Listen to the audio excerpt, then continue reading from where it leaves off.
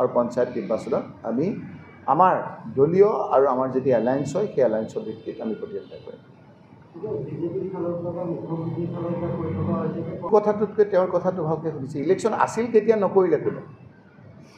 আছিল কেতিয়া? ডিউ ডেট আছিল 20 কৈ আছোঁ মই 2023 ডিচেম্বৰ।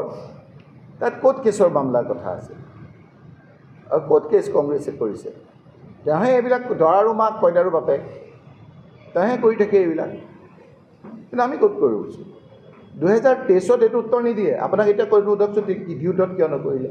চৰকাৰৰ নিয়ম হ'ল যে ম্যাদ উকলি যোৱাৰ 6 মাহৰ আগত তেওঁলোকে নিৰ্বাচন আয়োগক ক'ব লাগে যে নিৰ্বাচন কৰিব লাগে। দিছিলে নাই চিঠি? কিয় নকৰিলে? তাৰপিছত কিয় ডিলিমিটেশ্যনৰ কথা আহিলে? ডিলিমিটেশ্যন সংবিধানৰ কোন ব্যৱস্থাৰ যোগেদি কৰিলে? ডিলিমিটেশ্যনৰ অৰ্থ কি? ডিলিমিটেশ্যনৰ এইবিলাক কথাত মই ডিলিমিটেশ্যনৰ অৰ্থ হ'ল যে এটা সময়ত পপুলেশ্যনটো বাঢ়ি যায়, তেতিয়া সমানভাৱে সকলোতে কম বেছি পৰিমাণে সমষ্টি ৱাইজ সমান পপুলেশ্যন কৰে।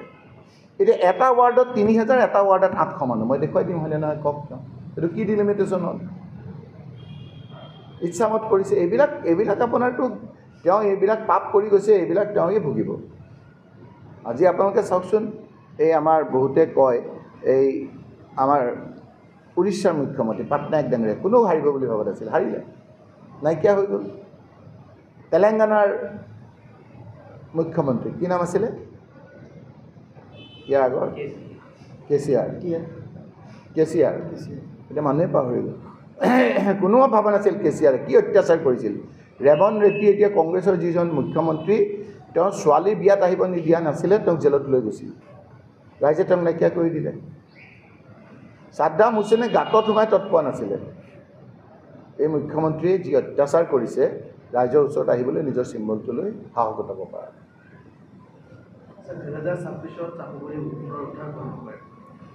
আপোনালোকে ইয়াত আহিছে বেলেগ কথাত, মই আহিছে বেলেগ কথাত। গতিকে ক'লো 26ত এতিয়া কি চামগুৰি নতুন নে পুৰণাটো? আপোনালোকক মই বুজাবই পৰা নাই। ডিলিমিটেশ্যনৰ আগৰ চামগুৰি, ডিলিমিটেশ্যনৰ পাছৰ চামগুৰি, গোটেই বস্তুখিনি খেলি মেলি। গতিকে এই ক্ষেত্ৰত মুখ্যমন্ত্ৰী ডাঙৰীয়াই গোটেই কথাখিনি বুজি পাইছে, সেইকাৰণে নিজৰ চিম্বলটো লৈ পেলাই যাবলৈ সাহস কৰা নাই। অহাবাৰ ৰেকৰ্ডযোগ্য ভোটত আমাৰ চামগুৰি সমষ্টিত জিকিব। আৰু তেওঁকতো এনেও মিয়াৰ ভোট নালাগে, এই কথাখিনি তেওঁ কওক। এদিন ক'ব নালাগে, এদিন ক'ব যে মই তেওঁলোকক ভোট দিব লাগিলেও নকওঁ। তেওঁ ক্লিয়াৰ কৰক মিয়াৰ ভোট লাগে নে নালাগে। আজি এটা কয়, কালি এটা কয় তেওঁ।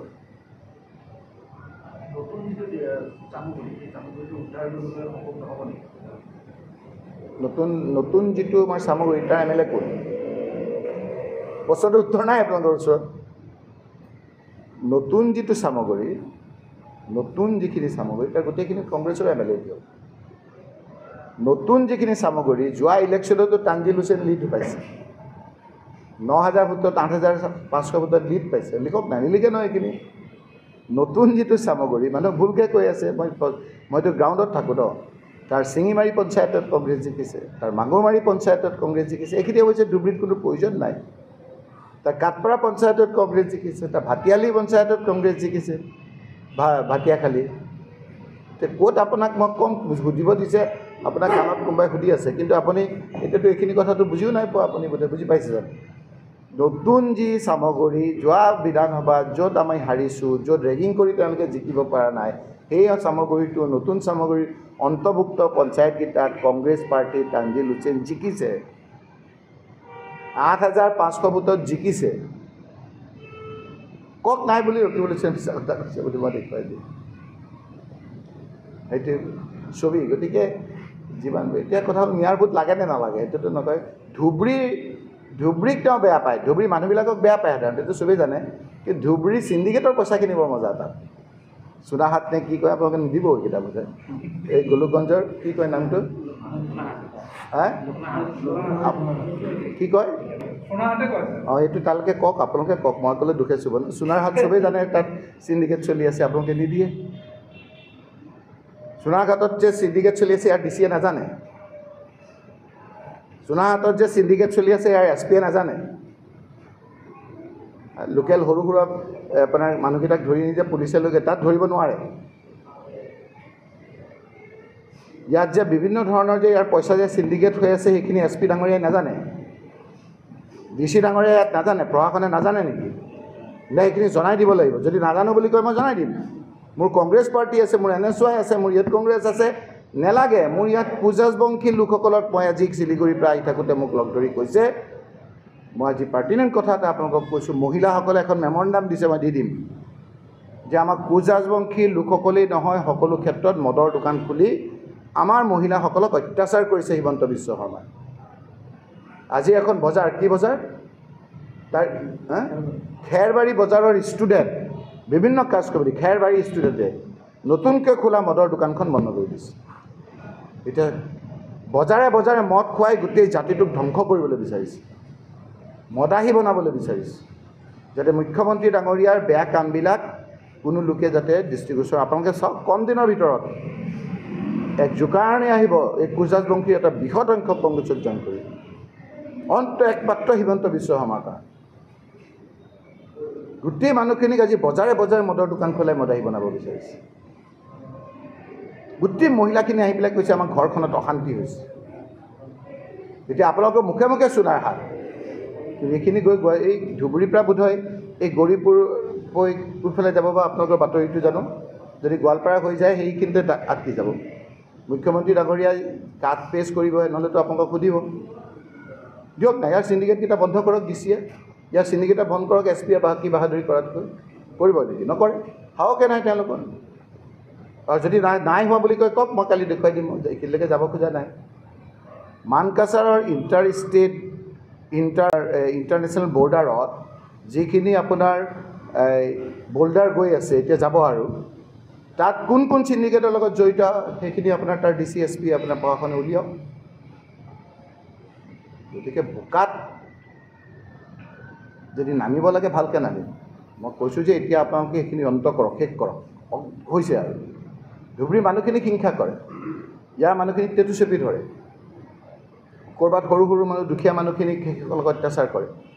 কিন্তু ইয়াৰ পৰা আৰু কি কি কৰি আছে মই আপোনাক ক'ম। এতিয়া মই শিলিগুৰিৰ পৰা আহোঁতে তাতো ক'লে যে তাত কোন কোন আপোনাৰ এই মুখ্যমন্ত্ৰীৰ লগত থকা লোকে জড়িত হৈ তাৰ পৰা কি কি বস্তু আনি পেলাই ইয়াত চোৰাংভাৱে বিক্ৰী কৰি আছে। কেনেকৈ গোলোকগঞ্জৰ ৰাস্তাটোদি আহে, কেনেকৈ যায়।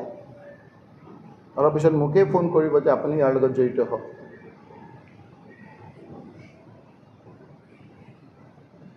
মই নহওঁ কাৰণে এতিয়া আপোনাৰ মই শত্ৰু হৈছোঁ, সেইকাৰণে মোৰ পাইলট এস্কৰ্টটো কাটি দিছে, চিকিউৰিটিৰ ভয় দেখুৱাইছে, সেইকাৰণে মই বেয়া হৈছোঁ। যদি আমাৰো কোনোবা মানুহ জড়িত হৈ আছে তেওঁৰ বিৰুদ্ধে আমি ব্যৱস্থা ল'ম, কিন্তু ব্যৱস্থা ল'ম। তাৰ আগত ইংগিত দিছোঁ যে এইটো বন্ধ কৰক। যদি নাজানে DCয়ে মই দেখুৱাই দিম, যদি নাজানে SPয়ে মই দেখুৱাই দিম। কেতিয়া দেখাব লাগে ৰাতি মই পহৰা দিম, লাগিব দেখুৱাই দিম কোনফালে যায়। কোনটা মানুহটোৰ নাম কম নেকি? আপোনালোকে মানুহটোৰ নাম কম নেকি? আপোনালোকে জানে নেকি? নাজানে ন?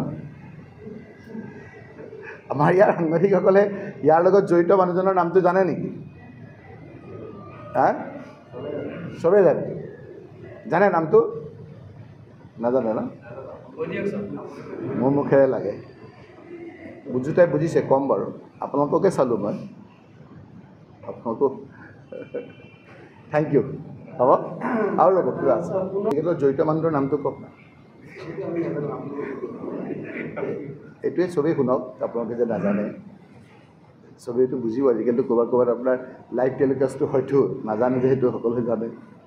এতিয়া কওকচোন, বিদ্যুৎ মাচুল 300 কৰিছে, হয় না? স্মাৰ্ট মিটাৰ লগাইছে, এইটো অধপতনৰ লক্ষণ।